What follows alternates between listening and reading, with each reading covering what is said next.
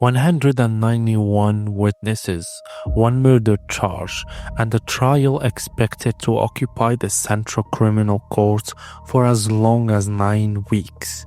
Michael Kelley has been charged with murdering Kerry farmer Michael Gaine between March 20th and March 21st, 2025. He has not been convicted of the charge. He is presumed innocent unless and until the jury finds him guilty. But the scale of the approaching trial raises an extraordinary question. Why could a case involving one murder charge require testimony connected to almost 200 people? The answer is not necessarily that 191 people witnessed a crime. In a major criminal trial, many witnesses may have seen only one small part of the wider story. One person may establish a time, another may identify an object, a specialist may explain a lab result, an officer may describe how an exhibit was collected, sealed, and transported. Each piece can be small, but the prosecution may need those pieces to form one clear and reliable chain, and the defense will have the right to test every important link. This is no longer simply the story of Michael Gaine's disappearance. It is now the story of how an enormous investigation will be transformed into evidence inside the courtroom. Michael Gaine was 56 years old, sheep and cattle farmer from the Kenmore area of County Kerry. He was last seen in Kenmore on the morning of March 20, 2025. He was reported missing the following day. What began as a missing person investigation quickly became a large search involving the farm, surrounding land, and other locations. On April 29th, after almost 6 weeks of inquiries, the guards formally reclassified the investigation as homicide inquiry. Partial human remains were later recovered from farmland at Carrick East. DNA analysis confirmed that the remains belongs to Michael Gaine. In February 2026, Michael Kelley was arrested again in connection with the investigation.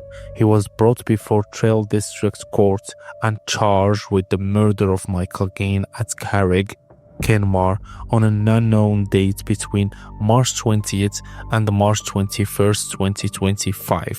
He was later served with the book of evidence and sent forward for trial at the Central Criminal Court. That trial is scheduled to begin on January 11th, 2027. The court has now heard that the book of evidence contained 191 witnesses and that the trial could last as long as 9 weeks. That number immediately attracts attention, but it also needs to be understood carefully. A witness list in a book of evidence is not automatically an eyewitness to the alleged murder. In fact, many criminal cases have no eyewitness to the central event at all. A witness can be anyone whose testimony helps establish, explain, or authenticate part of the case. Some may be civilian witnesses. They could be people who provide information about movement, times, conversations, or events surrounding the investigation.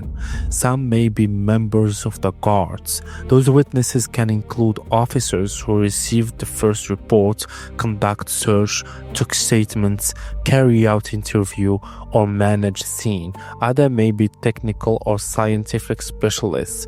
They could explain forensic examinations, identification procedures, pathologist finding, digital material, or other specialist area. There may also be evidence continuity witnesses. Their role can sound less dramatic, but it can be essential. When an object or sample is collected during an investigation, the prosecution may need to establish exactly where it was found, who handled it, how it was sealed, where it was stored, and when it was delivered for examination. The process is often called maintaining the chain of custody or continuity of evidence. The reason is simple. A jury must be able to trust that the item discussed in court is the same item collected during the investigation and that it was properly protected from contamination, substitution, or accidental damage. One exhibit can therefore involve several witnesses. The person who discovered it may give evidence. The officer who collected may give evidence. Another person may record it at a station or a storage facility. A specialist may receive and examine it. A different expert may interpret the results. That can produce several witnesses before the court even begins discussing what the result means. The full list of witnesses in the Michael Gaine case has not been made public.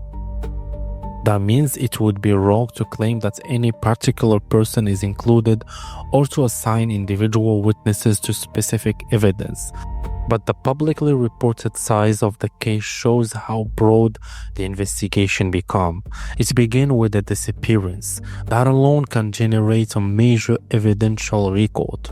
Investigators must establish when the missing person was last seen, where they traveled, who contacted them, what they were carrying, and whether their normal routine suddenly changed. They may get a statement from relatives, friends, neighbors, workers, and members of the public. They may examine CCTV recordings and other available material. They may conduct search involving officers, specialist team, and civilian organization. Each search must be planned and recorded. Locations may need to be photographed. Objects may need to be documented before being moved. Areas may need to be examined more than once as new information is received. When an investigation changes from a missing person case into a suspect homicide, its legal and evidential demands also change. Information that once appeared to be only part of a search may later become relevant to a criminal prosecution. Investigator may need to return to early statements. Search records may need to be reviewed. Timelines may need to be reconstructed in greater detail.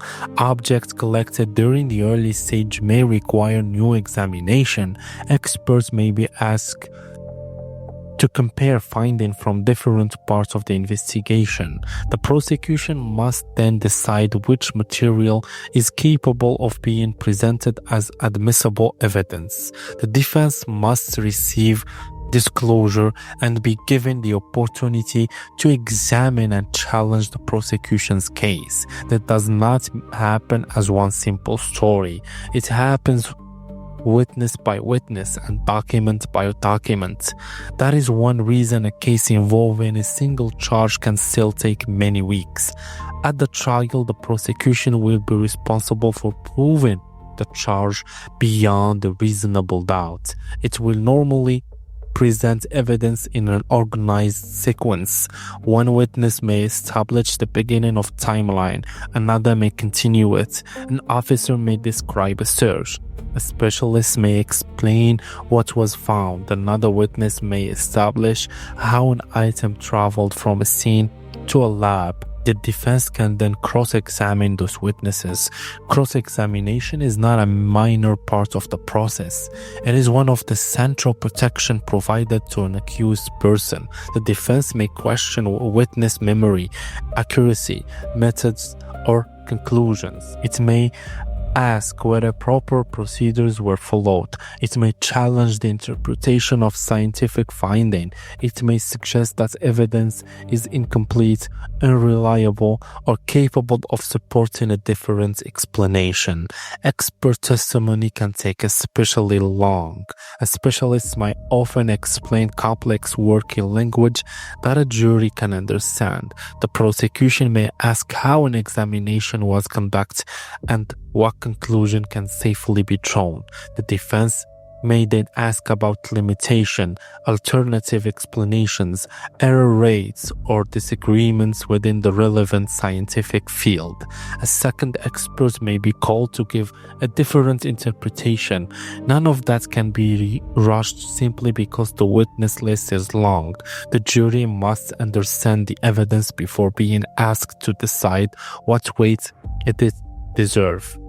There can also be legal discussions while the jury is not present. The judge may need to hear arguments about whether particular material can be admitted, how a legal issue should be handled, or what direction the jury should eventually receive. 191 witnesses is an extraordinary number, but the number alone does not tell us what happened to Michael Gaine. It does not tell us which evidence will be disputed, and it does not tell us what verdict the jury will reach. What it does reveal is how far the investigation has traveled. A report of a missing Kerry farmer developed into a widespread search, forensic examination, a homicide inquiry, a murder charge, and a trial expected to occupy the country's principal criminal courts for as long as 9 weeks. The prosecution will have the burden of proving its case. The defense will have the opportunity to challenge it. And until that process is complete, the scale of the trial tells us how complex the investigation becomes, but not whether the accused is guilty. Michael Kelley is presumed innocent unless and until proven guilty in court.